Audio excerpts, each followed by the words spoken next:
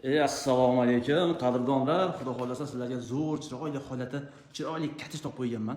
Farg'ona shahar Eko shaharga 500 metrlik masofada kottejimiz sotuvga chiqdi bugundan boshlab. Darvozaxona qarang. Mashina qo'yasiz, yomg'ir, qor o'tmaydi. Zo'ra. Chap qo'lda to'rxona, to'rt qo'shimcha 2 xona qo'ygan xona.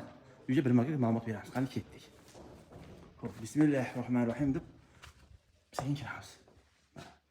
Holati yaxshi, devorlar ketsalardan tayyorlanib qoldi, devor aboy qilingan. Jihozni kelishasiz boy akalar. Yotoqxona o'zgacha, albatta o'g'lingiz bo'lsa, uylantirib qo'ysangiz, mana shu yerda o'zi tinch edi. Sanuzil ichida. Chiroyli holatda zo'r. Boy aka nima deyapti?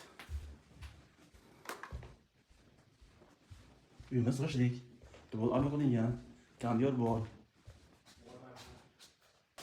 Ro'yxatga kirganda chap qo'lda uznadi qo'yda yana bitta uyimiz bor ekanlar, kiramiz. Ko'pchilik aytadi, Dilmurodjon bizga remont uy topib bering. Remontsiz uydan charchaganmiz. Remont qilishni deyapti. Mana sizga remont uyda bo'y aka. So'ra, 10 xil oshxona, 4 mehmonxona, hammom bola, zo'r bola. Tezroq gapiravering. Hojatxona, xona, yana xona, hojatxona, zo'ra. Ketdik bo'lsa. Bir boshdan boshlaymiz ishimiz. Ha, olur. Yotoqxona birinchi xona dechixona. Holatda zo'r remont cho'ki holatda yasalangan. Eshiklar MD qilingan. Ha? Nimaga?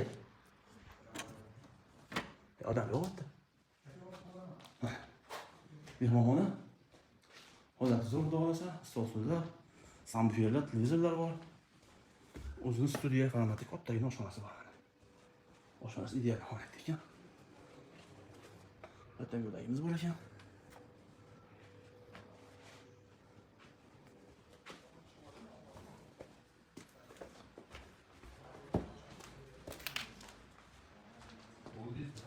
Chap qo'lda hammom bola,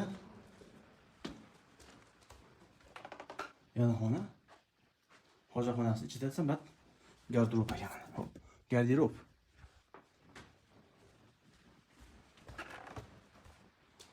Dechixona. Yani toza pokiza.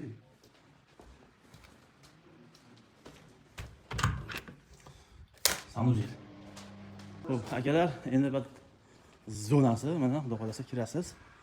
Oshxonaga yo'lagimiz bor. Alohida yerga joy mana reshotka. Bag'in basen qilib qo'ygan mana, cho'milgani qarang, basen cho'ki bo'ladi. Zelen zona olmalarimiz bor. Qush boqaman siz, qush kati ham bor ekan mana. Ha. Qush katilar bor. Farg'ona shahar, aeroport Eko shaharda kottej sotilyapti. Mana shu holatiga $115 ming deyapti. Sizga kelishadigan joy bor, ozmoq ko'p bas.